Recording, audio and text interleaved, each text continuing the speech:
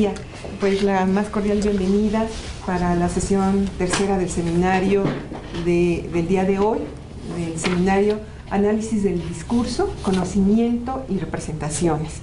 El día de hoy nos acompaña, como en las sesiones anteriores, el doctor Campos, pero me ha cedido el honor de presentar a nuestro querido compañero, el doctor Félix Amado de León Reyes, un excelente compañero, es lo mejor que puedo decir de él porque en ese sentido lo conozco, y bueno, una persona que ha colaborado mucho en la LEIP, nos ha apoyado en diferentes momentos, y pues ahora nos presenta un tema que considero muy relevante en la construcción del conocimiento, que es sobre las tres epistemologías de tres autores bastante importantes en este ámbito y que nos han aportado también aspectos muy relevantes. Entonces le cedo la palabra al doctor.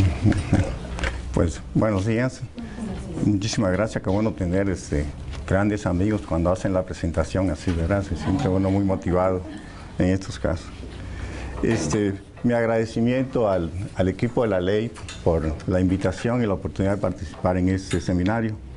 Al mismo tiempo, mi agradecimiento a Miguel Ángel Campos Hernández por también la ocasión, la oportunidad para que podamos intercambiar algunas ideas en torno a este tema que él desde hace muchos años viene desarrollando, que yo lo he estado siguiendo y que me he estado incorporando poco a poco en estos ámbitos.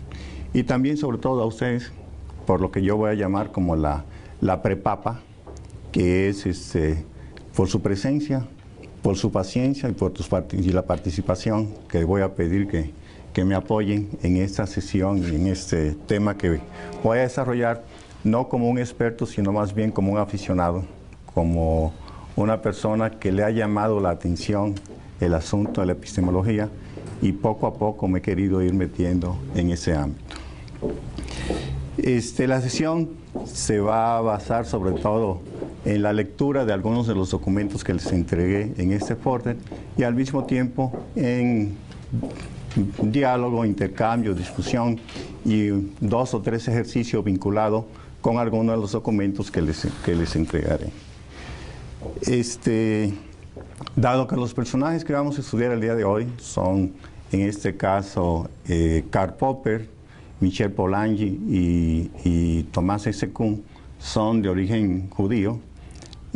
Hay una frase de otro autor judío, se llama Joel Steiner, pero él dice que un judío es un hombre que cuando lee un libro lo hace con un lápiz en la mano porque está seguro de que puede escribir otro mejor. Y dado el caso de Bob Dylan y de la aportación que tiene esa comunidad al campo de la cultura universal, me parece que esa expresión de Joel Steiner es muy pertinente para los 3 personajes que vamos a estudiar. Y vamos a hacer un cierre con lo que es prácticas cognitivas de la ley, recuperando un ejercicio que hace León Olivet en el caso de lo que son grupos epistemológicos en diferentes instancias institucionales. Esta es la cita que le manejaba de Steiner, de un hombre que cuando lee un libro lo hace con un lápiz en la mano porque está seguro que puede escribir otro mejor. Y reitero que en el caso de Miguel es más bien para uno reconstruir parte de lo que quiere asimilar y entender. Y el comercial viene en el sentido de que este glosario que pongo a disposición de ustedes del seminario incorpora conceptos que en los textos y en los documentos de Miguel Ángel son muy frecuentes. Por ejemplo, este glosario incorpora el concepto de anaforismo, análisis composicional, análisis lexical, andamiaje epistemológico del conocimiento, competencia lingüística, contenido lógico, contexto, discurso, encuestado, respondente, enunciados discursivos, estructura del discurso, estructura lingüística proposicional del MAP, expresiones, foco del discurso, y el caso que es un glosario un poco extenso que incorpora más, hasta donde yo identifico hasta el momento, unos 50 o 60 conceptos que son esenciales dentro de los documentos que él nos hace el favor de entregar y de incorporar. Y el discurso o el glosario generalmente lo he sacado a partir de este texto que él tiene que se llama Construcción de Conocimiento y Enseñanza, Y como ejemplo, un botoncito, por ejemplo, el concepto de discurso, lo define es el uso articulado del lenguaje verbal en forma oral o escrita, desde un nivel mínimo y simple al mayor y complejo, en contextos interactivos, ya sean estos de carácter local, como lo es el diálogo interpersonal o social en general, de acuerdo con Steinbrück. Puede tomar diversas modalidades o estilos, como es el definicional, desde elementos de un diccionario hasta estructuras temáticas formales, SWAT 1990, o el argumentativo, desde el nivel de elaboración hasta conglomerado discursivo complejos. Acá creo que le faltó un poquito, no sé si la definición operacional de Birman, pero y más o menos dice: la estructura del discurso integra forma, contenido y contexto lingüístico a la vez, lo que hace posible su comprensión.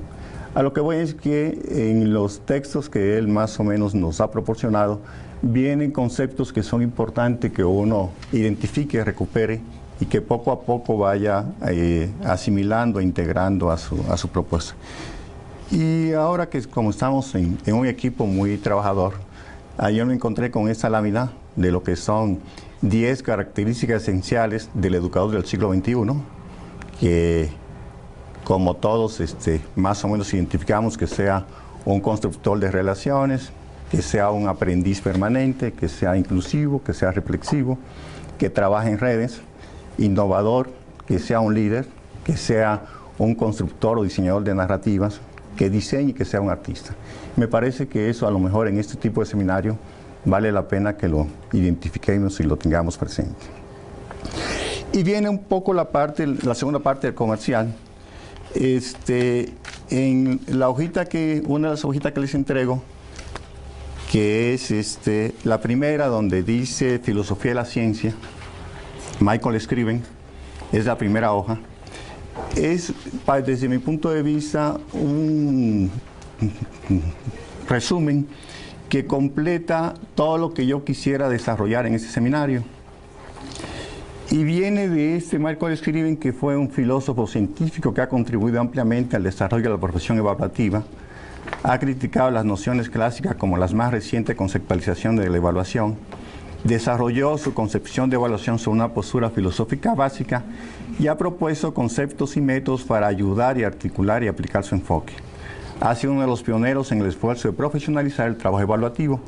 Viene a cuento esto porque Scriven, para mí, en los años 70 fue un personaje importante, dado que en 1975, no sé si ustedes se acuerdan que Amladelia en eso lo tendrá muy presente, y algunos de ustedes, se creó la licenciatura en Educación Preescolar y Educación Primaria, Plan 75, dirigido a docentes de fundamentalmente educación primaria. Y resulta que esa licenciatura estuvo primero a cargo de la Dirección General de Educación Normal, luego pasó a Mejoramiento Profesional y después llegó a la UPN, que fue la primera licenciatura que tuvimos cuando se creó la institución. Junto a esa licenciatura, en el 76, ahora sí hace 40 años, la Dirección General de Capacitación y Mejoramiento Profesional del Magisterio creó o organizó un curso que denominó de Ciencias Básicas, el curso S100. Ese curso iba dirigido a maestros de secundarias. Resulta que los de secundaria dijeron, bueno, Leti también recuperaba parte de esa historia cuando Miguel Ángel dio su primera conferencia. Los maestros de secundaria dijeron, si los de primaria tienen su licenciatura, ¿por qué nosotros no tenemos un programa de capacitación que sea consistente, que sea fuerte y que nos ayude a un mejor desarrollo? Entonces, Mejoramiento Profesional firmó un contrato con la Open University y adoptó este curso de Ciencias Básicas S100. En ese curso, el modelo de evaluación que usamos algunos académicos en Mejoramiento Profesional fue el modelo de Scriven, que en 1970 era un modelo muy popular, un modelo muy útil, muy accesible y sobre todo como muy comprensible para muchos de la persona que trabajaba en el campo de la evaluación. Entonces, ese modelo va a permitir un poco aclarar, junto con la hojita que vamos a ver, lo que Scriven en una otra forma desarrollaba cuando hablaba de epistemología y cuando hablaba de evaluación educativa. Después del 76, acuérdense, bueno, la UPN crea lo que fue la LEP 79, con lo que es la licenciatura en educación básica. Después, en 1985, creamos lo que fue la licenciatura en educación preescolar y primaria, el Plan 85, y después se creó la Ley 90, que es el antecedente, creo que inmediato a lo que es la ley, no sé si es, ¿qué años? Todavía por ahí está la ley 94. Ah, todavía está la 94, ¿verdad? Que es que nos dio muchos elementos. Que dio muchos elementos para. Bueno, lo que digo es que la abuelita de la ley la ubicaba yo, que sería la LEPEP 75, y esa LEPEP 75 la hacíamos a partir del modelo de evaluación de Scriven, que, reitero, fue un autor muy prolífico y muy reconocido en esos años. Entonces, ahí ahora sí, Leti, en la parte de bibliografía que le había pedido, si agarramos el documentito este que tenemos sobre, creo que ese resumen desde mi punto de vista como más acabado en torno a lo que sería la filosofía de la ciencia. En términos generales, los filósofos de la ciencia contemporáneos pueden dividirse en positivistas, que construyen la mayoría, o analistas lingüísticos. Ejemplos de obras que de destacados pospositivistas son Popper, K.R. en 1957-59, Carnap y Rudolph, 62, Reichenbach y Hans en 59, Hempel-Carr en 52-65, Braithwaite, R.B. en 53, Nagel Ernest en 61, Feyerabend en 62, Kenning John y Snell, Laurie, J. Laurie en 62, Supes Patrick y Cine Joseph L. en 63. Hay muchas cuestiones importantes acerca de las cuales estos autores están en desacuerdo, pero puede afirmarse que entre los predecesores que estarían dispuestos a reconocer figuras fundadoras del positivismo moderno como Karl Pearson, Morris y Ernest Mach, otros autores eminentes que, aunque algo ajenos a la disciplina, han hecho muchas aportaciones a la filosofía de la ciencia en general, no solo a la corriente pospositivista de la misma, son C.S. Peirce, Max Weber, N.R. Campbell, P.W. Brickman y Harold Jeffreys. Como obras de filósofos de la ciencia que utilizan por lo menos algunos de los métodos de los analistas lingüísticos, aun cuando no todos pertenecen a este grupo, cabe citar en el estudio de las ciencias físicas a Toul Min Stephen en 1953, Polanyi Michael en 58, el estudio de las ciencias sociales, Drake William en 64, Winnish Peter en 63, Kaplan Abraham en 64, Scriven Michael en 66, y en el sector de la medición y la probabilidad, Egis Brand en 66, Hakim Lian en 65. En la filosofía de las ciencias han influido ciertas tendencias de la historia de las ciencias, en particular la importancia dada por Alexander Koire a los esquemas conceptuales autónomos como unidades de progreso, según se expone en Butterfield Herbert 50 y en Kuhn Thomas S 62. Estas tendencias han sido influidas a su vez por obras filosóficas como Feyerabend, P.K., Hesse, Mary en 63. Entre las contribuciones sumamente valiosas que han hecho a la filosofía de la ciencia los especialistas en ciencias sociales, cabe señalar especialmente a Simon Hebert A., Skinner B. F. 64, Mechel Paul en 56, Stevens S.S. en 58 y Chomsky Noam en 66. De los tratados generales publicados hasta 66, solo McEwen William en 63 y Kaplan Abraham en 64 tratan principalmente de las ciencias sociales, aunque Nagel Ernest en 61 y Hempel Carr en 65 hacen referencia a ellas. Lassater-Dahl en 55 y Nathanson Maurice en 63, Brocke David, son interesantes colecciones que se concentran exclusivamente en las ciencias sociales. Como introducción a los problemas filosóficos de las ciencias sociales, Kaplan Abraham en 64 puede recomendarse tanto al especialista como al ego en la materia, si bien el planteamiento adoptado en esa obra difiere de lo expuesto en el presente artículo. Bueno, hasta ahí, muchísimas gracias. Ese documento aparece en un libro que publicó el CONACYT en 1982, se llama Ensayos Científicos, y casi todo lo que uno ha visto en los últimos años en materia de filosofía de la ciencia, de historia de la ciencia, sociología de la ciencia, aparece en ese texto. Las fuentes principales, quien quiera ampliar las ideas que me gustaría que quedaran claras y que se desarrollaran en esta sesión, proceden fundamentalmente de esas fuentes. En YouTube, por ahí, con esa liga, pueden ver unos videos que me parecen muy interesantes, se llaman Grandes Ideas de la Filosofía. Y en esas grandes ideas vienen sobre todo algunos temas vinculados con filosofía analítica y con epistemología, que vale la pena que se vea, que se reconozca. También hay un texto de Katz que me sirvió para recuperar algunas de las cositas que vamos a decir sobre epistemología e historia de la química. Es un argentino, un químico físico que se dedica al campo de la epistemología, como lo hizo Polanyi, como lo hizo Kuhn y como lo hizo Popper.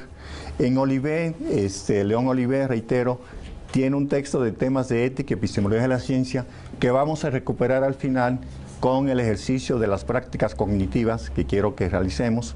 Está ese texto también de Pérez Tamayo sobre evolución científica, y hay un libro que yo lo recomiendo en los últimos años, que es el que he estado medio manejando, el que me llama la atención, de Peter Watson, que se llama Historia Intelectual del siglo XX. Creo que es un texto muy valioso, es un documento que por ahí también lo tengo y se lo puedo dejar a la coordinadora del seminario con la finalidad de que se socialice y que lo pudieran tener entre todos.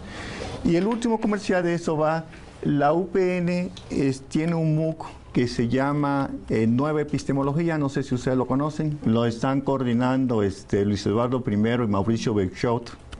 Es un buen MOOC, un buen curso abierto, gratuito y como dicen, y libre, y que se da, y lo puede uno tener en esa dirección, que complementaría parte de lo que me gustaría, reitero, desarrollar en esta sesión. Bueno, esos son los comerciales. Vamos ahora a algo ya, los temas centrales. Es platicar sobre lo que es el falsacionismo popperiano y el proyecto epistemológico de la nueva filosofía de la ciencia, parándonos o deteniéndonos fundamentalmente en dos autores que son Michel Polanyi y Thomas S. Kuhn.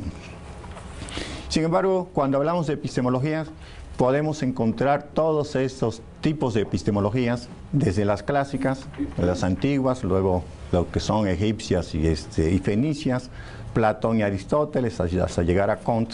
Después de eso viene el predominio de lo que fue la filosofía analítica, sobre todo con Gottlob Frege, con Bertrand Russell y con Ludwig Wittgenstein.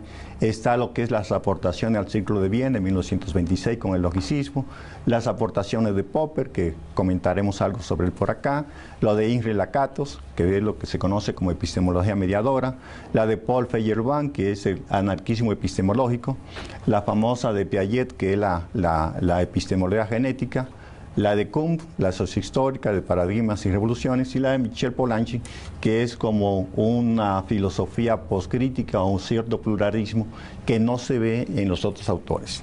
Y así como esa, aparecen otros tipos de epistemología, por ejemplo, Claudio Rama Vitale, que es un educador uruguayo que maneja muchos problemas de educación superior, identifica esos nuevos paradigmas del conocimiento habla lo que es el paradigma de Gibbons y de Nowotny sobre interdisciplinariedad, el de McLuhan, comunicación global, el de Schur, determinantes de demandas educativas, el de Morin sobre carácter sistémico de los saberes, el de Kuhn nuevamente, carácter paradigmático de las teorías, el de Schumpeter sobre creación destructiva y conocimiento, Vygotsky, y todos los autores que aparecen por acá, cada uno tiene prácticamente algo que aportar al campo de la epistemología. Y son autores que para Claudio Rama están construyendo lo que es el nuevo modelo educativo y el nuevo modelo, nuevo paradigma de la educación. Pero en líneas generales, cuando hablamos de epistemología, ya sabemos que tiene que ver con teoría del conocimiento, que la epistemología se le considera una metaciencia, es una rama de la filosofía. Sin embargo, es diferente a lo que nos conocemos como noceología y metodología de la investigación científica. Ahí hay una discusión entre los epistemólogos y los noceólogos, en el sentido de que los primeros dicen que el epistemólogo analiza lo que es el conocimiento científico, en cambio la noceología se dedica fundamentalmente a lo que es el conocimiento común o el conocimiento en sentido general. Sin embargo, la epistemología se ocupa de los métodos de hacer ciencia y de la forma de validar el conocimiento científico. Y esto, cuando hablamos de ciencia, siempre pensamos en un corpus de conocimiento empleado para comprender, explicar e interpretar el mundo. Háblese ya pensando en universo, en sociedad, naturaleza, ciencias sociales, que hay tipos de conocimiento, general, común, pseudocientífico, conocimiento científico, a lo que ya había mencionado Miguel Ángel por acá, se define casi siempre como una creencia justificada, verdadera y cercana a la realidad. Sin embargo, no todo conocimiento es científico. La definición más aceptada de conocimiento científico es esa, que es una creencia justificada, que es verdadera y que se acerca en cierta forma a la realidad. En ese punto hay una gran discusión entre los epistemólogos. Bueno, ¿qué entendemos por verdad? ¿Qué entendemos por cercana a la realidad o acercamiento a la realidad? Y por eso Bunge habla de tres tipos de epistemologías. Habla de una epistemología útil, dice que son las que aclaran ideas básicas, porque considera que la confusión es peor que el error. Considera epistemología maléficas, como es la fenomenología de Husserl o la ontología de Heidegger, y habla de unas epistemologías anticientíficas, como sería el psicoanálisis y la metafísica, que algunos dirán, ¿por qué incorpora esas nociones? Sin embargo, Bunge quiere ser un poco polémico y habla de ahora, en el campo de la epistemología, tres grandes problemas sin resolver. Uno es el problema inverso, ahorita vamos a ver un ejemplo de eso. Otro es el problema de la inducción. Y el tercer problema es la teoría de la medición, que es en el campo de la epistemología, la teoría de la medición, cómo se entiende el concepto de medición, qué es lo que medimos, cómo hacemos la medición, qué hay detrás de cada medición que nosotros realizamos. Y otros problemas que aún los epistemólogos no se ponen de acuerdo tienen que ver con los límites de una disciplina, qué es una disciplina, la noción de qué es lo interdisciplinario, qué es lo multidisciplinario, cuáles son las disciplinas cruzadas. Es decir, cuáles son las disciplinas, dónde se juntan, cómo se intersectan y hasta dónde llegan con cada uno de estos. Todo esto viene de una tradición iniciada en 1900 por un matemático, se llama David Hilbert. Este amigo, en un congreso que hubo en Francia en ese año, planteó lo que eran 24 problemas que los matemáticos tenían que, 24 problemas que los matemáticos tenían que resolver en el siglo XX. Y parece ser que de los 24 problemas se han resuelto cerca de 12 o 13. Hay 8 que parece que estuvieron mal planteados y hay otros que no se ponen de acuerdo de si realmente son problemas, si son problemas falsos o qué ocurre con esta problemática. El caso es que en el campo de la epistemología, como en matemáticas, como en física, en todas las disciplinas, siempre hay temas, problemas que aún no se resuelven. Por ejemplo, dice Bunge que los problemas inversos son ubicuos, son difíciles e interesantes, tienen soluciones múltiples o son insolubles y que hay que reconstruir un suceso pasado a partir de las huellas que ha dejado en el presente. Y el caso en esto es el famoso la teoría del Big Bang. ¿Qué es lo que están haciendo hoy los físicos? Parece ser que a partir de la expansión del universo ellos quieren explicar el origen del universo. Es decir, qué ocurrió en el momento cero, como diría Carl Sagan, cuando ni el tiempo ni el espacio existían. ¿Cómo se dio ese fenómeno? Otro problema inverso dice que los filósofos hayan ignorado para Bunge las peculiaridades de los problemas inversos, plantea este otro problema inverso: adivinar los motivos de este descuido descomunal por parte de los filósofos. Es decir, ¿por qué los filósofos no se han ocupado de los problemas inversos? Y dice Bunge que, por ejemplo, este matemático Hilbert, que era el matemático más destacado en 1900, solamente 3 de los 24 problemas que él planteó se pueden considerar inversos. ¿Y cómo lo define, cómo lo interpreta? Bueno, en esa dirección aparece ese planteamiento, esa propuesta o esa conferencia que dio Mario Bunge hace un par de años en Argentina sobre ese tema.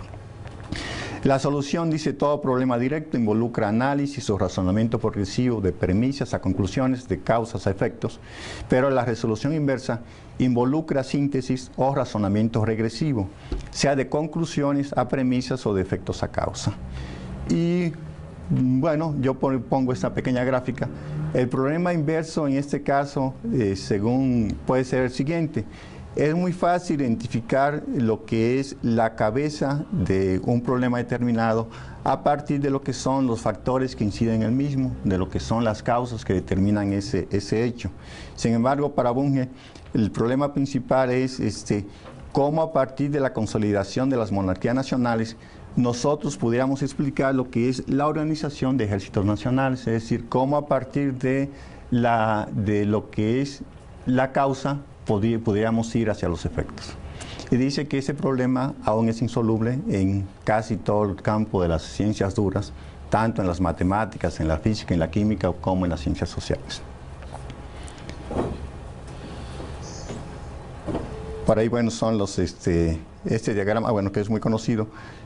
Otro problema inverso pudiera ser esto, pensemos cómo a partir de Marcuse o de Habermas pudiéramos explicar lo que sería la filosofía de Hegel. Generalmente cuando hablamos de Habermas, pensamos en la influencia que tuvo en él la escuela de Frankfurt, la influencia que tuvo Marx, que tuvo Engels, que tuvo Hegel, pero dice Bunge, ¿cómo hacerlo inverso? A partir del efecto, analizar lo que son las causas. Y el segundo problema que él plantea es el problema de la inducción. Dice, y aquí es donde le pido el favorcito: con base en la tabla filósofos más destacados de las diversas direcciones, exprese su opinión respecto a la siguiente hipótesis. La hipótesis que formuló es: los filósofos más destacados son aquellos que viven o vivieron entre 2 siglos cronológicos. Si ustedes se van a la hojita que dice filósofo más destacado de las diversas direcciones,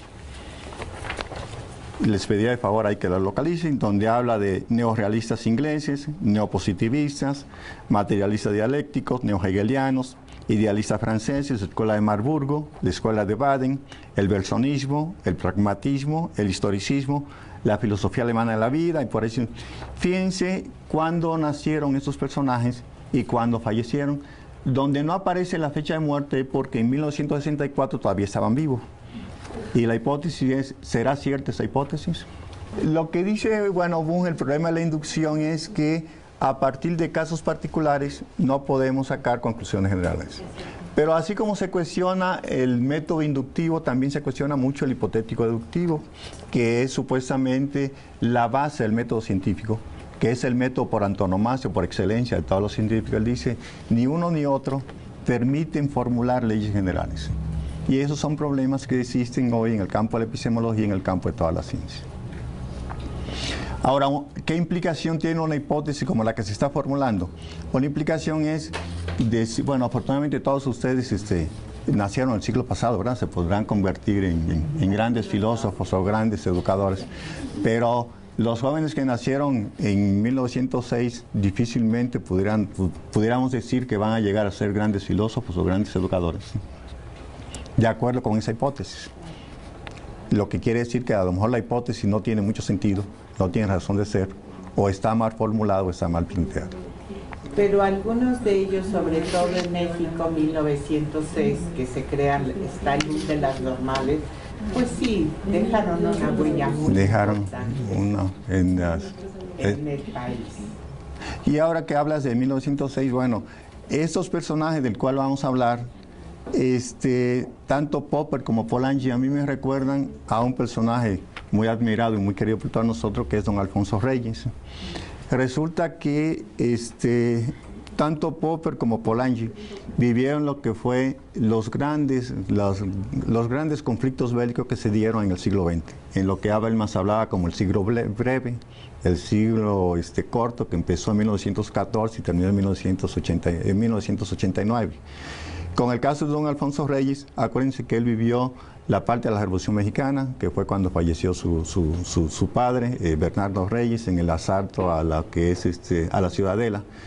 Y a partir de ahí dice, oye, esto está difícil para mí, me voy a Europa, se va en 1914 a París, y cuando llega a París lo primero que se encuentra es los tambores bélicos anunciando el conflicto de la Primera Guerra Mundial. Luego de ahí dice, se pasa unos años en París, decide pasarse a España. En España luego resulta que le toca la Primera Guerra Civil Española, y salgo de la Primera Guerra Civil Española y se va nuevamente a Europa, regresa, primero viene a Brasil, luego se va a algunos países de América Latina, Argentina, regresa a Europa y le toca la Segunda Guerra Mundial. Y ya casi al final de su vida viene el famoso, el periodo de la Guerra Fría. Y el caso es que a don Alfonso Reyes siempre le estuvieron persiguiendo los grandes conflictos bélicos. Y hago la analogía con Popper y Polanyi, que también los dos fueron como esos personajes donde quiera que iban, había un conflicto bélico que los afectaba y que los impactaba. Y por ejemplo, tanto a Popper como a Polanyi se vieron muy impactados por lo que fue la Revolución Rusa y sobre todo lo que sería fundamentalmente el periodo del stalinismo, donde Stalin con mano dura pasó al parecer, a asesinar y a masacrar a muchas grandes poblaciones de soviéticos, de ciudadanos que no compartían su visión del mundo y no compartían su ideología. Entonces, estos personajes, parte de lo que ellos plantean, se ve muy afectado por las condiciones sociopolíticas que les tocó vivir, por los conflictos bélicos que se dieron en ese siglo breve, que fue un siglo, como todos sabemos, sumamente difícil, sumamente complejo. Bueno, y ahora sí entramos a lo que serían los autores en sí, de Karl Popper, que nació en 1902, murió en 1994, y en una de las hojitas que les entrego es la que se llama Tres Mundos de Conocimiento. La otra es una lectura de Vargas Llosa sobre Popper, que es la que quiero que compartamos. Ahora sí, una voluntaria, para hacerlo un poquito menos aburrido, de la que dice, ¿sabes lo que son los tres mundos del conocimiento? ¿Sabes lo que son los tres mundos del conocimiento? ¿Cuál es el objeto del conocimiento?, pregunta el joven aprendiz. No hay ningún objeto de conocimiento, responde el viejo chamán. Saber es poder operar adecuadamente en una situación individual o cooperativa. Entonces, ¿qué es más importante, saber o hacer?, vuelve a preguntar el aprendiz. Todo hacer es conocer y todo conocer es hacer, responde el sabio y luego continúa. El conocimiento es una acción eficaz, es decir, el conocimiento consiste en operar de manera efectiva en el dominio de la existencia de todos los seres vivos. Parafraseo de Maturana y Varela, 1992. Uno de los modelos más populares en la epistemología sobre los procesos de aprendizaje es la de Sir Karl Popper, sobre los tres mundos de conocimiento. Las ciencias del comportamiento parecen preferir y permanecer dentro del reino del concepto de conocimiento tácito y explícito de Michael Polanyi. Sin embargo, la epistemología de Polanyi es más reduccionista y tiene una base limitada para la comprensión de los conocimientos con respecto a la obra de Popper, que proporciona una base epistemológica más amplia. Karl Popper teoriza que hay tres mundos de conocimiento. El primer mundo es el universo físico, consiste en la verdad real y la realidad que tratamos de representar, como la energía, la física y la química, mientras que existimos en este mundo que no siempre percibimos y representamos correctamente. El segundo mundo es el mundo de nuestra percepción subjetiva personal, experiencias y la cognición. Es lo que pensamos acerca del mundo al tratar de trazar, representar y anticipar hipótesis con el fin de mantener nuestra existencia a lo largo de los cambios de la vida. El conocimiento personal y la memoria configuran este mundo que se basa en la autorregulación, la cognición, la conciencia, disposiciones y procesos. El tercer mundo es la suma total de los productos abstractos objetivos de la mente humana. Se compone de artefactos tales como libros, herramientas, teorías, modelos, bibliotecas, ordenadores y redes. Es una mezcla muy diversa. Mientras que el conocimiento puede ser creado y producido por el mundo 2, sus artefactos se almacenan en el mundo 3. Popper también incluye la herencia genética. Y, por supuesto, existen diversas relaciones entre estos tres mundos. El mundo 1 posibilita que el mundo 2 exista, mientras que el mundo 2 intenta controlar y regular el mundo 1. El mundo 2 produce el mundo 3, mientras que el mundo 3 ayuda a la formación, educación, desarrollo, aprendizaje en el contexto del mundo 2. El mundo 3 describe y predice el mundo 1, mientras que el mundo 1 es la lógica inferida del mundo 3. Además, dado que el mundo se compone de dos personas, podemos utilizar nuestros sentidos para cortar a través de fronteras y observar y probar los intercambios y relaciones de los mundos 1 y 2. Por lo tanto, el conocimiento que nos rodea, mundo 1, se convierte en parte de nosotros, mundo 2, y luego se almacena en contenidos históricos y contextos por nosotros, mundo 3. En este marco, hay dos sentidos diferentes de conocimiento o el pensamiento. El conocimiento en el sentido subjetivo, que consiste en un estado de ánimo con una disposición a comportarse o reaccionar, cognición. El conocimiento en sentido objetivo, que consiste en la expresión de problemas, teorías y argumentos. Mientras que la primera es personal, la segunda es totalmente independiente de la reivindicación del saber. Es de conocimiento sin sujeto cognoscente. Bueno, ahí viene el diagrama, que ese hay que verlo con un poquito de calma para dilucidar. Ahí los que hicieron el diagrama incorporan algunas nociones que no son de Popper, sino más bien de Polanyi, sobre lo que sería el conocimiento tácito y el conocimiento explícito.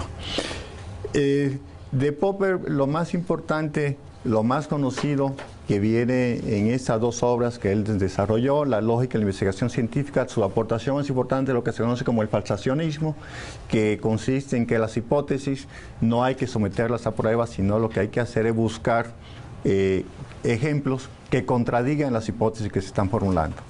Y el otro texto, que es clásico, es La sociedad abierta y sus enemigos.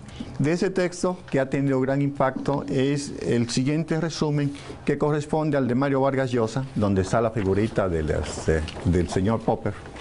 En la isla de Moria, las bandadas de monos, sin la menor incomodidad, suben y bajan de los árboles. Juegan, se pelean, bombardean las tiendas con tamarindos, hacen el amor o se masturban. Hay también discretos jabalíes que pasan en manada por la orilla del bosque, silentes murciélagos y un mar de estrellas cada noche entre las que navega soberbia la Vía Láctea. Probablemente no haya mejor lugar en el mundo que esta isla remota, sin televisión y sin periódico, para releer La sociedad abierta y sus enemigos de principio a fin, con sus casi 200 páginas de notas microscópicas.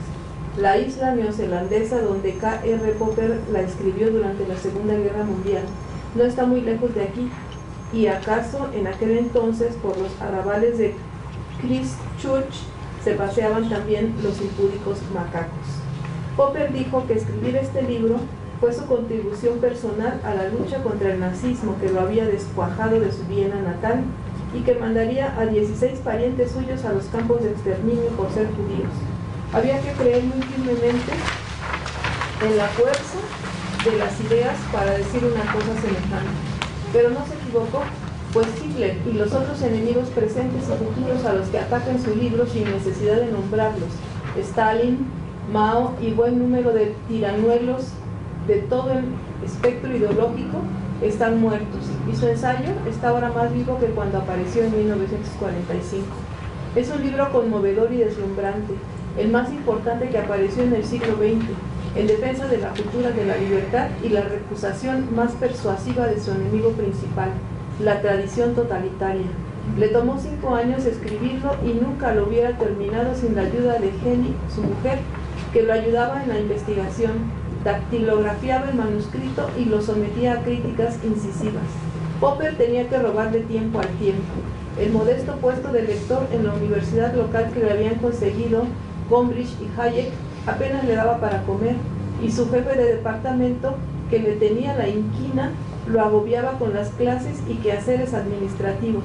Pese a ello, se las arreglaría para aprender el griego clásico y mantener una copiosa correspondencia bibliográfica con Europa, pues la biblioteca de Christchurch era muy exigua y apenas le servía. Combate el irracionalismo de Platón, desprecia a Hegel y respeta a su adversario Carlos Marx. La gran novedad del libro fue que Popper hiciera arrancar la tradición totalitaria de Platón, secundado por Aristóteles, los intelectuales más brillantes de una cultura que, gracias a Pericles, Sócrates y tantos otros, había echado las bases de una sociedad abierta, es decir, libre y democrática. Yo había olvidado, leí por primera vez este libro hace más de 20 años, la ferocidad con que Popper combate el colectivismo, el racismo, el autoritarismo y el irracionalismo de Platón, y el desprecio con que trata a Hegel, a quien llama verboso, oscurantista, oportunista y farsante, como había hecho antes que él Schopenhauer, y el respeto lindante con la admiración que le merece su adversario Carlos Marx, pese a que desmenuza con tanta eficacia sus teorías de una historia fatídica en la que la lucha de clases y las relaciones de producción determinan la evolución de las sociedades, le reconoce integridad intelectual y decencia moral por su rechazo de la explotación y la injusticia, y llega a decir de él que tal vez fuera, sin saberlo, un genuino partidario de la sociedad abierta. No menos duro se muestra con su compatriota Ludwig Wittgenstein y el historiador A.J. Toynbee, cuyo voluminoso A Study of Story le parece también un modelo de historicismo, una construcción artificiosa y determinista de una historia programada en la que los seres humanos no serían protagonistas, sino títeres. Junto a una defensa apasionada de la libertad en cada una de sus páginas, hay en la sociedad abierta y sus enemigos una protesta constante contra el sufrimiento humano, que resulta de la injusticia económica y social, que alcanza tonos desgarradores cuando recuerda los horrores de la explotación obrera y del trabajo infantil en el siglo XIX, niños de 8 o 10 años que trabajaban 15 horas diarias en las fábricas de la revolución industrial, es decir, durante aquel capitalismo sin frenos en que se basó Marx para escribir El Capital. Nunca hemos tenido tantas oportunidades para combatir al hambre, la injusticia o la enfermedad. Popper reconoce que el capitalismo se humanizó en Occidente en buena medida por la construcción de sindicatos y acciones obreras directas o indirectamente inspiradas en las ideas socialistas, y al mismo tiempo muestra con argumentos irrefutables que la desaparición de la propiedad privada y del mercado libre conducen inevitablemente a un crecimiento monstruoso del Estado y a una proliferación burocrática que arrasan con las libertades públicas, instalan un control inquisitorial de la información y dan al caudillo o líder esos poderes supremos, entre ellos el de mentir y manipular fraudulentamente a las masas, que Platón reclamaba para los guardianes de su república perfecta. El liberalismo de Popper está impregnado de humanidad y de espíritu justiciero, muy lejos de aquellos logaritmos vivientes que ven en el mercado la panacea para todos los males de la sociedad. El crecimiento económico está lejos de ser un fin, solo aparece como un medio para acabar con la pobreza y garantizar unos niveles de vida decente a todos los ciudadanos. Muy explícitamente defiende aquella igualdad de oportunidades, equality of opportunity, que espanta a ciertos cavernarios de la derecha liberal, y por eso cree que junto a una enseñanza privada debe haber una enseñanza pública y gratuita de alto nivel que compita con aquella, y un Estado que atenúe y corrija las desigualdades de patrimonio mediante seguros de desempleo, de accidentes de trabajo, asegure la jubilación y estimule la difusión de la propiedad. La igualdad frente a la ley, afirma, no es un hecho sino una exigencia política basada en una decisión moral y es independiente de la teoría probablemente falsa de que todos los hombres nacen iguales. La abundancia de notas, que por momentos llega a ser vertiginosa, es también fascinante. Popper responde a sus adversarios, polemiza con ellos y a veces consigo mismo, corrigiéndose a menudo, es decir, sometiendo sin tregua a los capítulos y acápites de su libro a la famosa prueba del ensayo y del error, y que desde su primer libro, La lógica de la investigación científica, estableció era la condición indispensable a que debía ser sometida toda teoría o hipótesis que pretendiera enriquecer el conocimiento de la naturaleza o de la sociedad.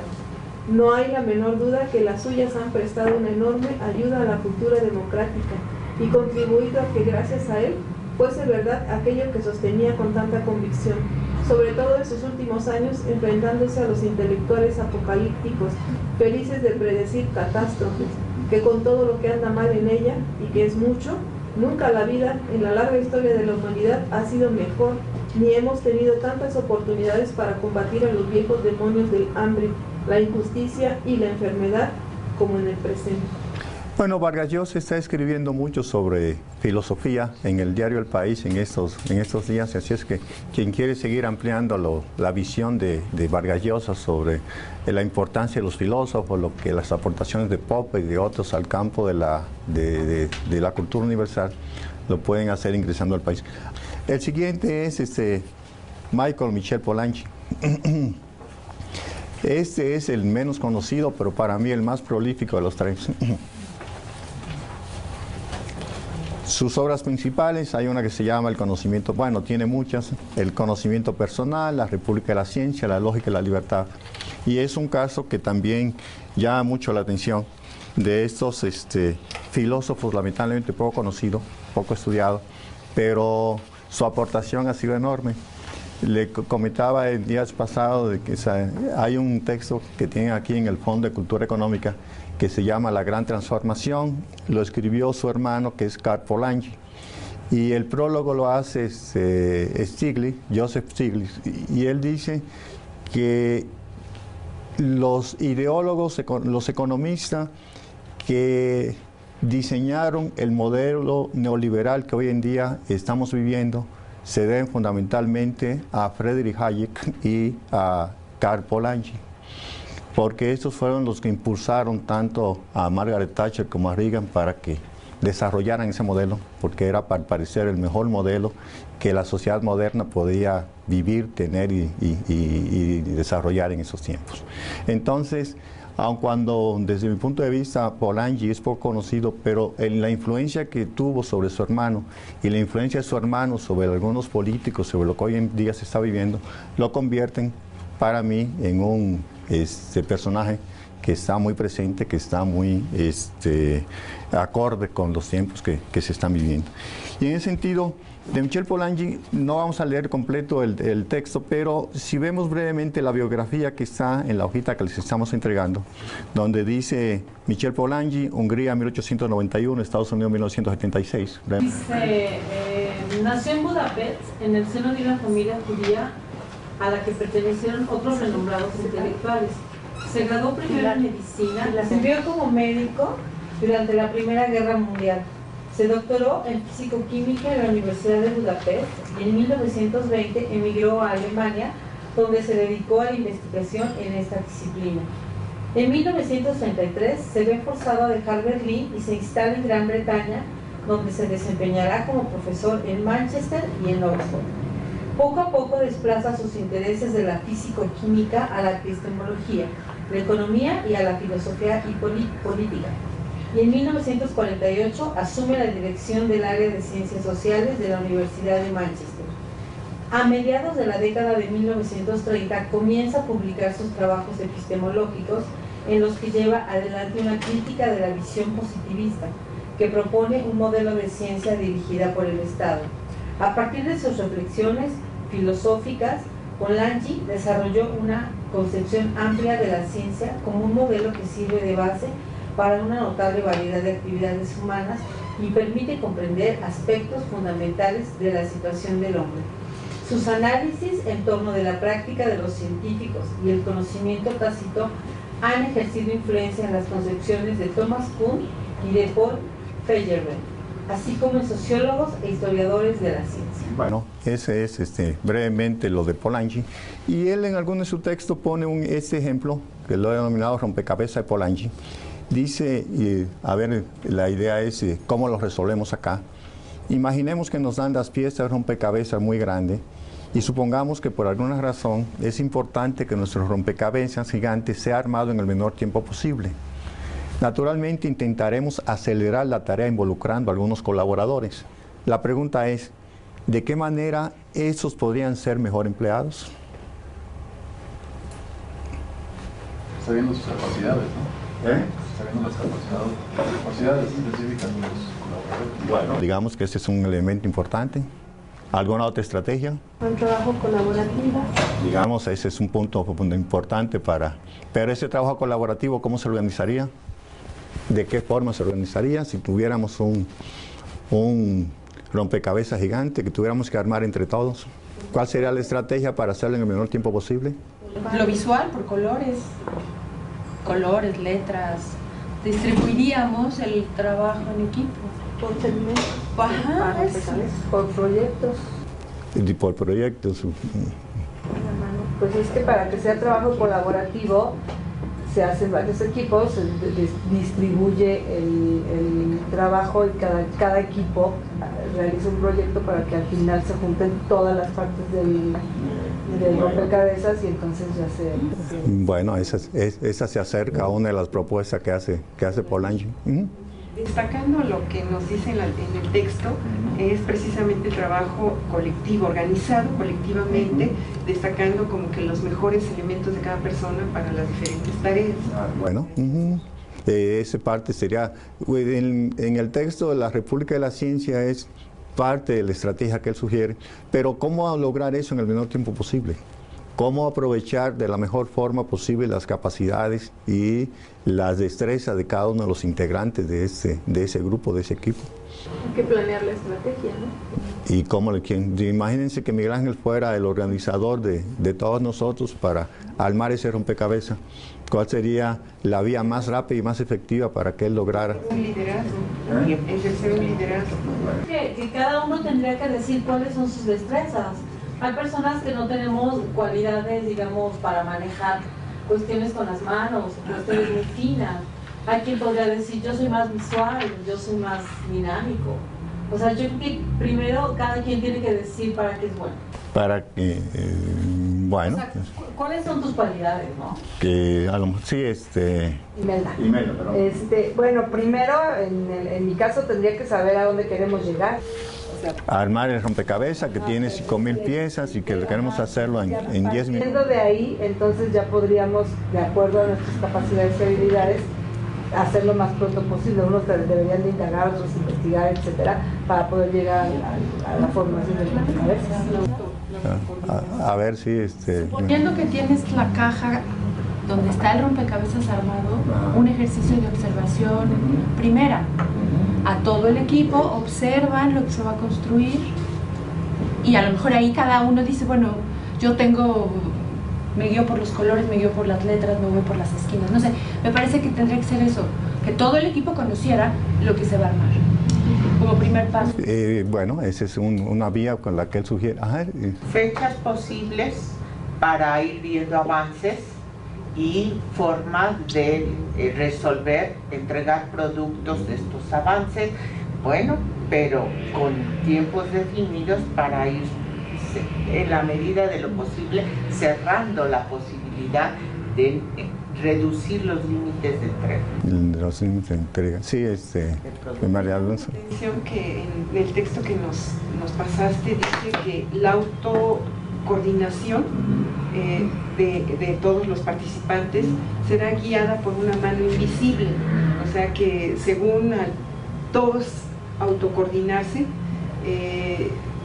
pues de alguna manera podrán realizar la tarea, porque esa mano invisible que será la que oriente, aunque me parece un poco, diríamos, medio como la lógica del mercado, ¿no?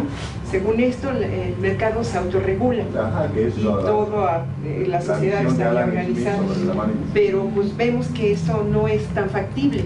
El mercado no se autorregula, sino está hecho bueno, para los que poseen los grandes capitales, pues se está beneficiándolos, pero para los demás que estamos del otro lado, pues no nos está beneficiando. Entonces, como que se me hace un poquito esto de la autocoordinación, que le faltaría más decisión humana que la mano invisible, ¿no? La mano invisible, que es el gran conflicto que tuvo Polanyi en cuanto a por qué sistema nos vamos, por uno centralizado o uno descentralizado, uno tipo economía marxista o tipo economía, no sé, inglesa, norteamericana. ¿Cuál es la mejor opción en esos tiempos. Y eso lo extrapola al campo de la solución de rompecabezas. Dice, se requiere autocoordinación, se requiere el liderazgo, se requiere lo que es la participación e identificación de las capacidades de cada quien, pero siempre hay como alguien que marque lo que son las pautas y los lineamientos básicos para el desarrollo, para la solución de ese rompecabezas. Y en función de uno que dirija, los demás pueden ir aportando lo que son sus capacidades, sus conocimientos y las habilidades que posean para armar ese rompecabezas en el menor tiempo posible. En su propuesta, como hay algo de ingenuidad, hay algo de ilusión en torno a cómo procede el mercado, cómo se puede organizar, digamos, una república de la ciencia, cómo se organizan los sistemas económicos y sociales, pero parece que dentro de esa ingenuidad él lo que buscaba era sobre todo la libertad de todas las personas que colaboraban o que se incorporan a un proyecto científico, a un proyecto social. Por eso en el texto de la lógica de la libertad él dice, para mí eso es lo esencial en el desarrollo de todas las sociedades. Lo que buscamos no es que cada quien haga lo que desee, pero al mismo tiempo que respete lo que hagan los demás. Y bajo ese respeto y bajo esa confianza y ese acuerdo mutuo, entonces, la República de la Ciencia puede crecer, se puede desarrollar y todos podemos estar felices y contentos. Visiones, como dicen, sí, Pili. A mí me inquietó esta parte de la idea de Dios. Ajá. Porque en este mundo científico como que está pensar, ¿no?, que Dios nos está como que dando luz para poder llegar a ciertas respuestas o ciertas metas, pues es algo que fue debatido desde el Renacimiento. Y bueno, él habla de San Agustín y todo esto, pero al final de cuentas él dice, ¿no?, o él estaba persuadido de que íbamos a regresar a la idea de Dios y que había un estadio o había una situación en donde él iba a estar presente. ¿Yo entiendo mal? ¿O si él pensaba que también esta idea de un Dios que nos puede dar una intuición, que nos puede dar ideas, que nos conformó, va a ser un poco importante para seguir el camino de la ciencia, o yo leí mal? No leíste bien. Para mí ese es el punto débil de la propuesta de Polanyi. La incorporación de lo que es la noción de fe y lo que es la noción de algunos conceptos religiosos en el campo de la ciencia, que lo que quiso fue integrar lo que serían esa dimensión, esos aspectos en el desarrollo científico, en el desarrollo tecnológico. Y ese punto que creo que es la parte débil de su propuesta, provocó que sus ideas no tuvieran en el campo de la ciencia la aceptación que a lo mejor tuvieron Popper, que tuvieron Kuhn, que tuvieron otros autores. Ese factor religioso que lo incorpora un poco en lo que sería el desarrollo del conocimiento tácito. Él dice que la ciencia no es más que un compromiso que se establece entre, digamos, docentes y alumnos. Y es una fe que el sujeto, los dos, tanto el alumno como el maestro, depositan en el otro. Yo como alumno creo en todo lo que me dice mi maestro y el maestro cree en las capacidades y la formación que yo pudiera tener. Y que esas capacidades no hay por qué cuestionarla. Y al no cuestionarla, entonces lo que podemos es lograr los propósitos que nos hemos fijado. Y para mí, desde mi punto de vista, a lo mejor ahí es donde está el punto débil de su propuesta. Aun cuando él la defiende recurriendo a lo que son algunos hechos históricos, a lo que es sobre todo las aportaciones de San Agustín, de Santo Tomás al campo de la ciencia. Hay dos textos clásicos ahí de San Agustín, que es el famoso, el de Contra Académicos y el de Magistro, el del Maestro, donde San Agustín hace propuestas que hoy tienen cierta vigencia y que para Polanyi fue como la base esencial de su modelo de conocimiento tácito y conocimiento explícito. Y ese punto puede ser la falla en la propuesta polanyiana en cuanto a la incorporación de esas nociones y esos elementos en el campo de la ciencia. Sí, Leti. Me pregunto si no será el punto débil, porque el referente contra el que se le compara sigue siendo el racionalismo. Sí, claro. ¿No? Porque algo también interesante que dice es esto de que los científicos utilizan, pero no es reconocido el asunto de la intuición, y él la pone como elemento importante. Sí, esa es una dimensión. Lo que es el famoso conocimiento tácito, lo intuitivo, lo subjetivo, es un un componente muy fuerte en lo que sería la racionalidad y el conocimiento científico.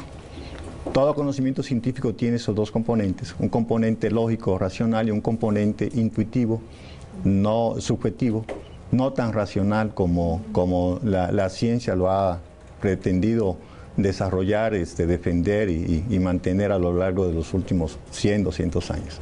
Entonces esa parte puede ser la aportación que hace Polanyi, de que en el conocimiento científico también hay algo de intuición, hay algo de subjetividad, que no solamente la objetividad es esencial para comprender, para hacer, para proponer cosas. Y yo creo que ese es también un punto. Y luego de ahí vienen esas dos nociones de conocimiento tácito y conocimiento explícito dentro de la dimensión epistemológica que el autor propone, desarrolla y cubre en casi todas las obras. Y es más conocido por esos dos conceptos que por alguna otra cosa. La intuición, lo extralógico, lo no racional, pesa bastante en el desarrollo de la ciencia.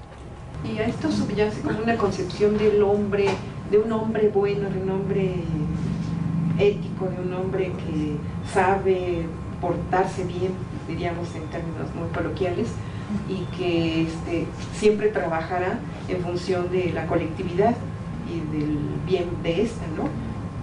Parece que sí, es parte de su propuesta. Hay cierto idealismo en la propuesta de Polanyi. Y por eso, ideas principales, conceptos básicos de crear un sistema exhaustivo sobre los aspectos de la libertad, creencias que fundan y dan cierto cimiento al desarrollo de la ciencia. Habla de presupuesto fiduciario de la ciencia, que eso implica lo que es el descubrimiento y el conocimiento científico. Y dice asumir un compromiso con determinadas creencias que sostenemos, pero que otros no pueden compartir. Para él la ciencia es un acto de fe. Y ese acto de fe es el que ha permitido el desarrollo y el logro de la ciencia. A mí siempre me llamó la atención un ejemplo en los años 70, en la Universidad de Chicago, a un estudiante le dieron el premio como el mejor estudiante de física, porque él se le metió la idea de determinar cómo Newton sacó la constante universal, la de 9.8, que es sobre metro sobre tiempo al cuadrado. Y él entonces dice cómo Newton llegó a esa conclusión, esa constante universal, y entonces siguió todos los pasos que supuestamente Newton desarrolló en su cálculo integral, su cálculo diferencial, y encontró con que Newton se brincó varios pasos y fijó arbitrariamente la constante a 9.8. Y él dice que todos los científicos siempre dieron como un hecho de que Newton había hecho bien ese cálculo y había hecho esa operación. Y en la Universidad de Chicago le dijeron, bueno, como nadie se atrevió a verificar y hacer lo que tú hiciste, mereces el mejor premio como estudiante de esta generación en el campo de la física. ¿Y eso qué demuestra? Que todos los físicos que estudiaron a Newton siempre aceptaron como un acto de fe que esa constante era cierta y era correcta. Y era como Newton la había calculado, como la había determinado. Me acuerdo también la expresión que decía Bertrand Russell de que Newton, aun cuando aportó mucho al campo de la ciencia, por el campo de las matemáticas, sobre todo inglesa, fue para él como un estancamiento, un retroceso, debido a que se obstinó en que el mejor cálculo diferencial era el que él estaba haciendo y no el que había propuesto Leibniz en Alemania, en la misma época en que los dos trabajaron el cálculo diferencial e integral. Y dice Russell, si Newton no hubiera sido tan obstinado en que el mejor cálculo es el inglés y no el alemán, la ciencia matemática en Inglaterra hubiera sido otra. Entonces lo que voy es que a veces hay alguna obstinación entre los científicos, pero también hay muchos errores que se cometen en el campo de la ciencia. Y lo cometen errores tan notables, a lo mejor como el famoso Newton, en aspectos que son esenciales para el desarrollo de la ciencia.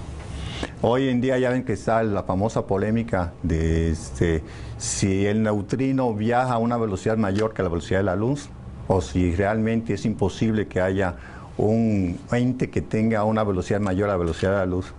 Que lo que dicen es, si se demuestra que aparece por ahí una entidad que tenga una velocidad mayor que la velocidad de la luz, entonces la teoría de Einstein se viene abajo, y por tanto Dios sí se habrá equivocado. y Dios sí juega con los dados y habrá cometido muchos errores. Y ese tipo de polémicas son lo que luego generan los famosos cambios de paradigma, que es a donde entra el famoso Thomas S. Kuhn. Cuando hay ideas, cuando hay nociones que nos mueven el tapete, que nos cambian todas las visiones y todos los conocimientos que nosotros tenemos sobre algo, eso es lo que provoca las famosas revoluciones científicas. Pero para Polanyi, reitero, la ciencia es un acto de fe. Y ese acto de fe, inspirado en lo que es el modelo medieval, se da entre docentes y alumnos. El alumno tiene confianza en el docente acepta las capacidades, formación, interés que tiene el sujeto para desarrollar ciertos conocimientos. Hablaba de una sociedad abierta, de una sociedad libre, que es diferente a una sociedad abierta. Y dice, dedicada por completo a un conjunto de creencias. Y también, dentro de la libertad en la ciencia, dice que es ley natural de una comunidad entregada a determinadas ciencias. Y al parecer, lo mismo se aplica a otros tipos de libertad intelectual. Dice, libertad, hacer lo que desee siempre que respete el derecho del otro a hacer lo mismo. Hay tipos de libertades, como libertad en la ciencia, libertad de pensamiento, libertad económica, pública, académica, que para él son los pilares de la libertad.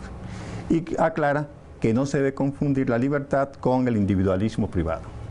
Hay ciertos límites dentro del campo de la libertad. Bueno, de Kuhn casi es el más conocido, uno de los filósofos más influyentes del siglo XX, físico que se interesó en la historia y sociología de la ciencia, docente en Harvard, en Berkeley, en el MIT.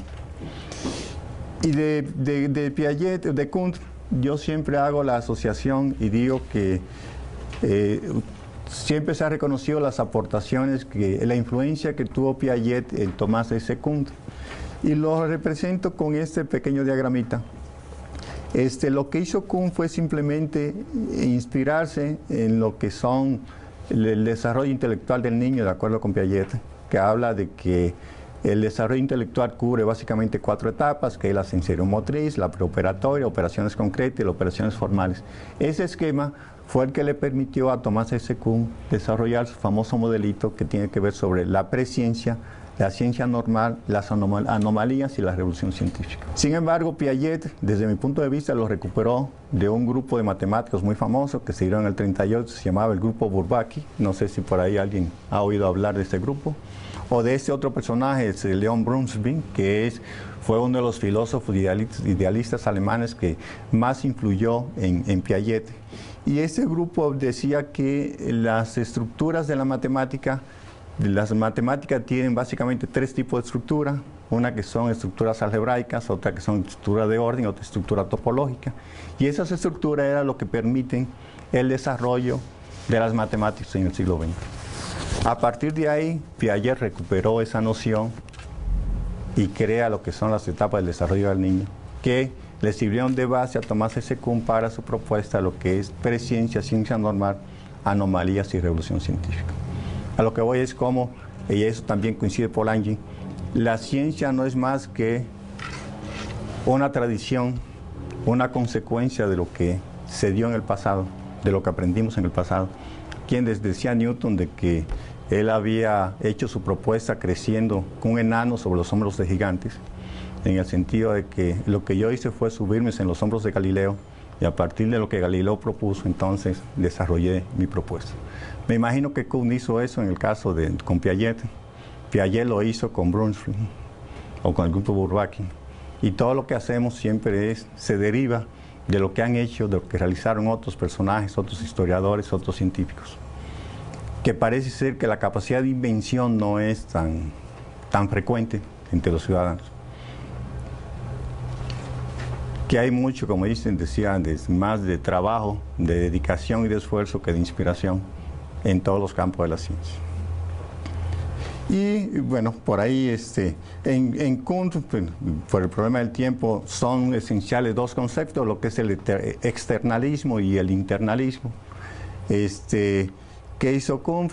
Rápidamente, a partir de una propuesta que hizo Robert K. Merton, decía que la ciencia no podía entenderse si primero no nos metemos en lo que es la mentalidad de cada uno de los científicos, que es la parte del internalismo, y segundo, ver en qué condiciones cada uno de los científicos desarrollaron su propuesta, es decir, cuáles eran las condiciones sociopolíticas, económicas y sociales que se daban para el desarrollo de esa ciencia. Y eso es lo que él denominó como externalismo e internalismo. Y ahí fue donde incorporó un poco la importancia de lo que sería la sociología y la filosofía de la ciencia para las revoluciones y el desarrollo científico. Y esas ideas, bueno, vienen desarrolladas más adelante. Acá vienen etapas de la ciencia en Kuhn. Hablo de presciencia, ciencia inicial, ciencia normal, anomalías. Y a partir de esos indicadores, en presciencia, ¿cuál es el problema de la formulación? ¿Cuál es el papel del investigador y de la comunidad? ¿Cuáles son los principales conceptos y cómo se llega a la solución del mismo? De acuerdo con Kuhn, en la presciencia, la formulación del problema es un tanto difusa. Los investigadores andan todos aislados, cada quien trabajando por su cuenta. Los conceptos no tienen mucha estructura y la solución se ve en la presciencia, la solución a los problemas se ve un poco lejana. Se ve un poco, no es visible, no es tan fácil acercar. En la ciencia inicial hay lo que sería como un acercamiento a la formulación del problema. Hay mayores contactos entre los científicos, hay conceptos que ya son incipientes, que más o menos se empiezan a estructurar, que son identificables, y la solución está más o menos visible. En la ciencia normal, entonces, para Kuhn hay como cierto logro, hay un mayor intercambio entre los científicos, los conceptos ya tienen una mayor estructura y la solución es un tanto parcial. Y luego pasamos a la etapa de las anomalías, donde viene un dilema, una dificultad, donde hay cierta ruptura entre los investigadores, cada quien se va por su lado y dice, bueno, lo que habíamos hecho parece que ya no funciona. Hay cierta desintegración en los conceptos esenciales y la solución se cuestiona. Y es un poco lo que Kuhn desarrolla, lo que propone y lo que el mérito que se le tiene en el campo de la filosofía, en el campo de la historia de la ciencia. Y a partir de aquí, casi el mismo esquema de cómo está el asunto en la presciencia, en la ciencia inicial, en la ciencia normal, en las crisis y en la revolución científica, tomando estos indicadores, lo que son la formulación, el papel de los estudiosos, el papel de los métodos, el papel de los instrumentos y la solución visible al problema planteado. Semejanzas y diferencias en cada uno de los autores en el concepto de ciencia, en el concepto de conocimiento científico, en lo que son conceptos básicos, en la influencia, en la filosofía subyacente en cada uno de ellos, en las obras básicas y la formación básica de sus personajes. Y por ahí decía, bueno, si nos vamos a la última columna, para Kuhn las ciencias son enigmas sin resolver, son problemas que no se han resuelto. El conocimiento científico lo considera como la posibilidad de resolver estos problemas que nos enfrentamos. Los conceptos básicos en Kuhn son la noción de paradigma, la noción de estructura y revolución científica. Su influencia, reitero, se deben a Piaget, a Polanyi, a Alexander Koyrek, que tiene unos estudios denominados estudios galileanos, que son clásicos en el caso de la ciencia, y a Robert Merton, que también con su propuesta, lo que es lo externo y lo interno en el campo de la ciencia, fueron esenciales. Y la filosofía subyacente, por ejemplo, en Kuhn, es fundamentalmente mucho de filosofía analítica, mucho del tomismo, derivado de lo que propuso Polanyi, y también lo que es AE, que denomino aquí como el anarquismo epistemológico de Feyerabend, que él dice, hacer vudú, hacer religión es lo mismo que hacer ciencia. No hay gran diferencia entre lo que hace un científico y lo que hace un chamán o lo que hace un religioso en cualquiera de las tribus, en cualquiera de las zonas donde nosotros vivimos. Las obras básicas, bueno, la estructura de las revoluciones científicas en Kuhn, que luego en el Fondo de Cultura Económica consigue uno su texto. Sobre todo viene la parte ampliada, lo que es la postdata, donde él trata de aclarar la noción de paradigma, que como todos sabemos y ya se le ha criticado, la noción de paradigma la maneja con cerca de 25, 30 o 40 acepciones diferentes, que al final la gente dice, bueno, por fin, ¿qué es un paradigma? ¿Dónde estamos parados? ¿Eso para qué sirve? Otros autores creo que han interpretado y definido mejor la noción de paradigma que el mismo Kuhn, pero ya es y su formación física, que es esencial. ¿A dónde iba? Pero yo creo que el tiempo ya no va a alcanzar. Me gusta eso de Léon Olivet, que él habla de prácticas cognitivas y dice que son unidades de análisis centrales de la epistemología. Son sistemas dinámicos que incluyen agentes, medios, objetos y acciones, los cuales se subrayan para propósitos analíticos y debe verse íntimamente relacionado e interactuando entre sí. Y lo que dice Léon Olivet, y ahí es donde iba el ejercicio, Los agentes pueden tener capacidades y propósitos comunes. El medio puede ser el lugar de interacción de los agentes y objetos. Los objetos pueden ser sujetos de investigación, pacientes, alumnos, materiales, etc. Las acciones pueden ser intenciones, propósitos, fines, proyectos, tareas, representaciones, creencias, valores, etc. Y el ejercicio era identificar prácticas cognitivas en la ley. ¿Cuántas prácticas cognitivas podemos tener en la ley? Tomando esas dimensiones de quiénes son los agentes, quiénes son los objetos, en qué medios se dan y cuáles son las acciones que realizan cada uno de los integrantes de este grupo. Formar ahí parejas o grupos, pequeños grupos, es decir, en el caso de la ley, ¿cuántos agentes nosotros identificamos? ¿Cuáles son los objetos de estudio que tienen cada uno de esos agentes? ¿En qué medios se da? ¿Y qué tipo de acciones realizan los participantes o los integrantes de esas prácticas cognitivas? Las prácticas cognitivas son esenciales. Pero bueno, ese texto de León Olivet me parece también valioso, útil para este tipo de ejercicio y de actividades. ¿Cuántas prácticas cognitivas podemos identificar en la ley? Y a partir de estos elementos. Una es el diseño, otra es la tutoría, por ejemplo, ¿no? Los comentarios al diseño que se hacen, aunque yo los lectores externos. Como todo un espacio, el asunto del diseño en sí mismo, ¿no? Porque participan diferentes docentes. El medio es un medio que se ha adecuado a ciertas exigencias que tienen que ver con el diseño modular, que tienen que ver con el uso de la plataforma, que tiene que ver con los propósitos establecidos en el plan de estudios. Entonces eso hace un ambiente muy específico para el diseño, ¿no? Y las acciones que se van llevando a cabo pues es desde ubicar, de reconocer las características del diseño modular y pensar en llevar este diseño modular a cada una de los propósitos de cada uno de los módulos, que a su vez están dentro de las fases. Pero al diseñar esto, las acciones que se toman, por ejemplo, cuando hicimos la segunda fase del plan de estudios, fue poner en común entre todos los participantes los rasgos esenciales del diseño modular en una primera reunión. Y a partir de eso, los equipos empezaron a identificar cuáles eran los propósitos de su propio módulo para revisar de qué manera se iban a trabajar tanto los contenidos como, bueno, el objeto de reflexionación, el problema eje, cómo se iba a llevar esto a traducir en la forma de llevar a cabo desde el diseño pedagógico instruccional y cuáles eran las acciones didácticas que se iban a llevar a cabo y de qué manera se iban a evaluar los aprendizajes. O sea, así en rasgos muy generales, ahí hubo todo un proceso de prácticas cognitivas colegiadas, porque éramos módulo 5, 6, 7, 8, 9 y 10.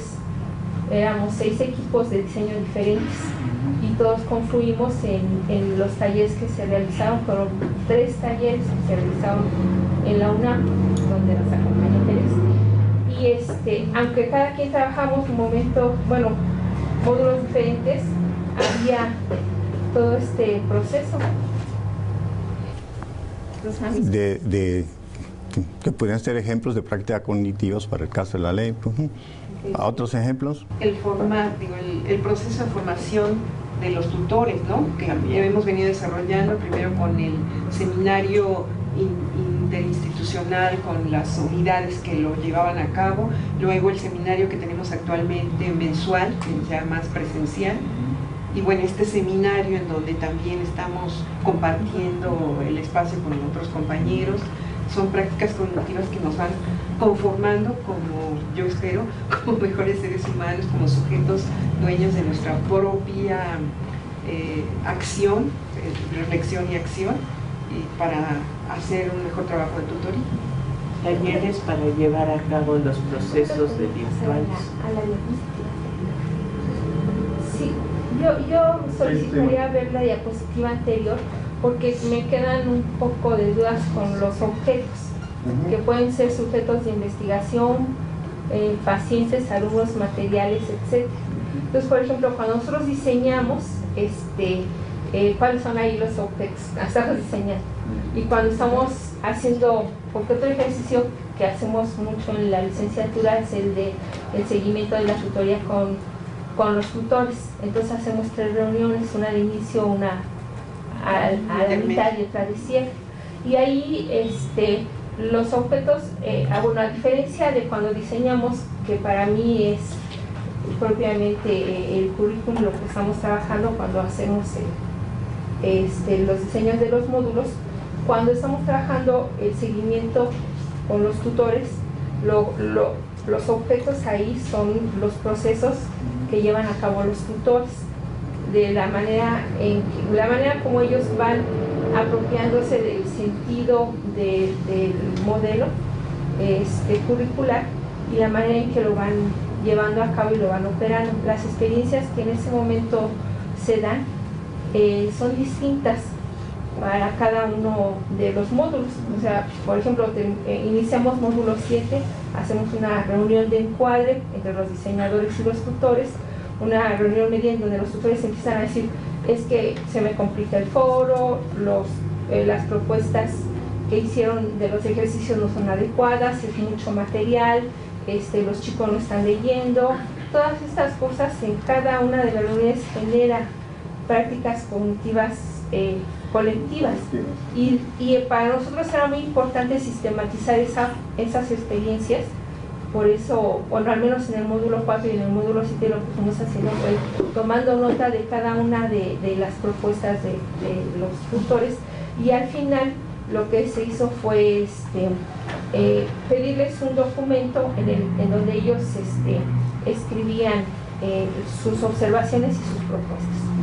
Si, por ejemplo, en el caso mío, que he participado con Leti en esa sistematización del trabajo en el módulo 4, y luego he participado con otros compañeros en el módulo 7, hay importantes diferencias en cuanto a las temáticas.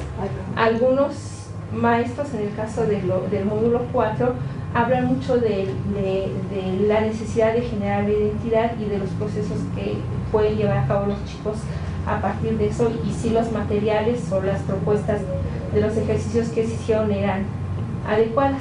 Y en el módulo 7 se habla mucho de otro tipo de procesos. Entonces, la temática también interviene, no solamente el proceso que se lleva a cabo, sino el tema que se está manejando. Es mucho más técnico en el módulo 7, que es de organización, de gestión educativa y ambientes de aprendizaje. Y de este lado, la lógica está centrada en otros procesos. Sí, yo creo que es como esto que estás provocando ahorita, y estoy de acuerdo con el doctor Campos, sería como para un semestre, ¿no? Porque yo creo que si nos vamos más a profundidad, lo que pones ahí son como, los podemos identificar, esos elementos en las prácticas cognitivas que hacemos. Pero a mí lo que me parece que podría llevarse a profundidad es en esas prácticas, por ejemplo, desde qué lógica actúan los agentes. O sea, por ejemplo, en el caso de la ley vemos que cada uno en la tutoría pues a veces obedece, o sus acciones obedecen a diferentes lógicas. Lógicas de construcción, de cómo ellos piensan que el estudiante construye conocimiento y cómo son sus propias construcciones. Entonces yo creo que eso sería un análisis muy interesante, porque podríamos poner sobre la mesa los diferentes módulos y veríamos que obviamente están construidos, aunque hay una plataforma común, que es el diseño modular, que es la experiencia que está ahí presente, que es la interdisciplina. De todas maneras, ya en el diseño de los módulos se ven las diferentes lógicas, que el sello que imprime cada equipo de diseñadores, y a mí me parece que ese análisis sería muy provechoso para, bueno, no se trata de unificar, pero sí por lo menos nosotros estar en pleno conocimiento de hacia dónde apuntan cada uno de estos módulos, ¿no? O sea, a lo mejor cuando hablamos de agentes y María Jesús dice, bueno, están los tutores, están los estudiantes, están los diseñadores, pero bueno, ellos tienen características muy específicas y entonces no, a lo mejor mi idea de lo que es un estudiante no es la misma que la que maneja María Jesús o Imelda o cualquiera de nosotros. Entonces esos digamos, esos pormenores son los que tendríamos que sacar a la luz, pienso. Sí, María. Sí, estoy de acuerdo en esto de que no habría que unificar, porque no sería la palabra correcta, pero a mí me parece que si nos juntamos todos a hacer de verdad un trabajo colegiado y nos basamos en lo que es el método científico, entonces sí podremos, desde lo que sabemos, lograr estas prácticas no nada más hacia nosotros cognitivas, sino que los estudiantes que tenemos que no vemos, lograr que ellos puedan hacerlas, porque yo me he dado cuenta en los diferentes módulos en los que ya he estado, que sí les cuesta mucho trabajo esta parte de hacer una reflexión, por ejemplo, o de explicarme qué entendieron en algo que leyeron. Entonces, la lectura es una práctica cognitiva. Claro. Entonces, si partimos desde que no entienden lo que están leyendo en el primer módulo y llegan al módulo 8 y me dicen, es que no entiendo lo que estoy leyendo, quiere decir que algo no estamos haciendo. Y no la palabra, como dijo ahorita Leti, es de unificar, no quiere decir que todos hagamos lo mismo, pero sí deberíamos de tener ciertos ejercicios, ciertas prácticas cognitivas en los módulos para que los estudiantes pudieran desarrollar esta habilidad de poder entender lo que van a leer y que puedan escribir una reflexión de lo que van a leer sin necesidad de querer copiar lo que están leyendo para que la maestra, o sea, ellos creen que yo espero que sean muy inteligentes, y no es eso, sino yo espero que logren entender lo que están leyendo, porque luego preguntan, ¿es que así lo quieres? No, no es como yo lo quiero, es como tú lo estás entendiendo y la manera en cómo me lo vas a explicar a partir de lo que tú sabes. Entonces, creo que ahí hay como un bache que tenemos con los estudiantes, porque esa práctica cognitiva de entender lo que es la lectura, de lo que están leyendo, no lo pueden luego explicar hacia los demás. María Jesús, y luego... No, es que yo, antes de pasar a un ejercicio, me queda una duda respecto a los agentes y los objetos, porque yo, desde mi lógica, que no sé si esté muy lógica, vería los objetos como los instrumentos, los medios, las formas incluso de hacer o de analizar esta práctica cognitiva, y a los agentes como a los sujetos que realizarían el análisis de las prácticas cognitivas, pero pues esa sería mi duda. En el OVNI casi, ¿no? ¿O ibas a hacer alguna opción?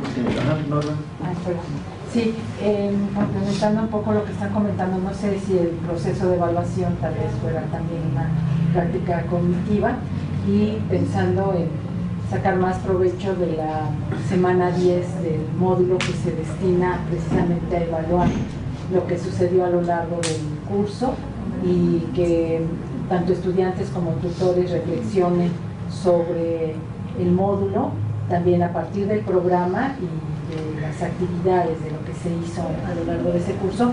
Se podría también dar un seguimiento, quizá cada tutor recuperar los comentarios de los estudiantes durante esa semana, porque a veces es una semana que ya pierde interés, dado que han concluido las actividades, ya saben que tienen una calificación, en fin, pero tal vez sí desde el inicio del curso, en el foro de presentación y bienvenida, se invitara también a ir pues haciendo observaciones también sobre las propias actividades, también por parte de los estudiantes, ¿sí? Porque como lo decía María Jesús, está muy centrado en la mirada de los tutores que impartieron el módulo y después hacen una reflexión que tal vez podríamos tomar más provecho de esta semana que es específica para la evaluación y recuperar también la experiencia de los estudiantes y a partir del conocimiento que construyeron también que señalaran algunas observaciones o unas reflexiones en torno del propio módulo. Nada más dos cuestiones. Una, en cuanto a lo interno y lo externo, una cosa que es muy clara en los módulos es cuando participan diseñadores que son docentes con distinta formación y distinta trayectoria profesional, hay una lucha por ver hacia dónde se está orientando el módulo. Cuando esto no ha logrado llegar a un acuerdo, se nota, ¿no? Como en el caso de nosotros que hicimos el módulo 7, nosotros siempre hemos visto como el módulo transita por una perspectiva de lo que es la gestión desde el programa indicativo, que tiene que ver con la gestión estratégica situacional, y de repente hay algo que dice acá ambientes de aprendizaje, pero que no aparece en ninguno de los contenidos propuestos. Entonces, de lo que partimos es que no hubo un acuerdo entre quienes diseñaron el programa indicativo en cuanto a cuál era la orientación. Entonces había diferentes interpretaciones de cada uno de lo que debería de ser ese módulo, y eso ha generado una tercera visión, porque eso fue las personas que hicieron el programa indicativo, una visión, una tercera opinión de quienes desarrollan los contenidos. Y entonces resulta que se está tratando de hacer una combinación entre lo que es la gestión educativa, pero para arribar a los ambientes de aprendizaje, gestionar ambientes de aprendizaje y cambiar la lógica, las otras dos lógicas. Y yo creo que eso no pasa solo en el módulo 100, sino que ha pasado desde que diseñamos el plan de estudios, porque ahí podemos encontrar muchos espacios que nos hablan de competencias, que nos hablan de ambientes de aprendizaje, o sea, términos que son utilizados con una perspectiva diferente de lo que debe de ser cada una de las disciplinas que se tienen que tomar en cuenta para abordar el problema eje o el objeto de reflexionación. Y luego a mí me pasa ahora con los alumnos que están haciendo trabajo de campo en espacios no formales, porque los chicos generalmente, bueno, yo tengo 4 directores de escuelas, y entonces, y digo chicos porque sí se comportan de manera muy amable con uno, aunque son más grandes que uno, pero por ejemplo les decimos, bueno, desde tu práctica, como has sido maestro de escuela, ¿cómo puedes llevar esa experiencia, esas prácticas a espacios no formales? Y entonces muchos están centrados en la parte de la lectura y la escritura, porque esa es la lógica que trabaja la escuela, ese es el tema principal, y se salen afuera a hacer lo mismo. Y cuando están diseñando sus instrumentos para el diagnóstico y para indagar lo que está haciendo la gente, lo que pretenden es preguntarle a la gente el número de palabras que leen, hacer listas de cotejo para saber cuántos libros se escuchan, qué capacidad de comprensión tienen. Y entonces yo digo, es que esa es la lógica de la escuela, en función de la lectura y la escritura. Pero la gente que no está en la escuela lee por otras cosas, tiene otro sentido. Lo que hacen las salas de lectura, por ejemplo los proyectos de Conaculta, orientan el interés por la lectura hacia cuestiones diferentes, que no son ver cuántas palabras leen, pero para que el alumno se salga a esa lógica, y más si es director de la escuela, pues es complicado, porque ellos también ahí apuntan a una perspectiva de lo que están haciendo, y es difícil de centrarlos. Entonces salen cosas muy chistosas. Bueno, Miguel Ángel, que ya dice que el tiempo es la dimensión invencible, ¿verdad? Decía. Sí, solamente muy rápido. Nada más hacer la diferencia de los planos que nos has puesto claramente del problema epistemológico, que es el problema de Polanyi y compañía. O sea, todo eso ocurre para producir conocimiento, ¿no es cierto? que es diferente a usar el esquema epistemológico para ver cómo hacemos las cosas, ¿no? Que es el problema de la experiencia. O sea, cómo nos reunimos aquí, logramos nuestros propósitos, discutimos decentemente qué lógicas usamos, y eventualmente podemos sí llegamos a algunas conclusiones, pero no estamos produciendo conocimiento necesariamente. Algunos aprendemos algo en estos eventos, pero no necesariamente era el propósito, ¿no es cierto? Entonces son dos planos diferentes. Uno es cómo hacemos las cosas y si llegamos a acuerdos, etc. Y en la producción de conocimiento científico el llegar a un acuerdo es irrelevante, es al contrario. Por eso todos los esquemas que dijiste, que hay anomalías y nadie está de acuerdo y todo el mundo critica, etc. Que no es lo que queremos aquí, o sea, no queremos pelearnos por eso. Estos son dos planos diferentes. O sea, hay que tener claro que el esquema nos puede servir como un instrumento metodológico, que es justo lo que está haciendo él, para poder reflexionar sobre nuestras acciones, que tengan mayor estructuración y sentido. Pero el esquema, que lo planteó él claramente, se hizo en el plano de producir conocimientos, no el de llegar a acuerdos para cumplir propósitos, que es otro asunto. Por ahí, por eso está el problema de la unificación, porque el propósito de trabajar juntos es que haya algo unificable, pero eso no quiere decir que sea, como decía, la misma cosa, efectivamente, es otro plano. O sea, podríamos llegar a acuerdos sin saber nada, para decirlo de una manera muy llana, lo cual puede estar bueno, pero no lo sé. Pero en el otro no se puede llegar a conocimiento si no se sabe nada, que es otro plano de trabajo, ¿no? Pero bueno, eso pues para Pues jóvenes, lo dejamos acá porque Rita fue muy puntual, ¿verdad? Desde la ciencia. No, pero siempre la presión, sobre todo por el espacio de receso y las cositas para no colgarnos mejor. Muchísimas gracias, jóvenes. Disculpen, como dicen.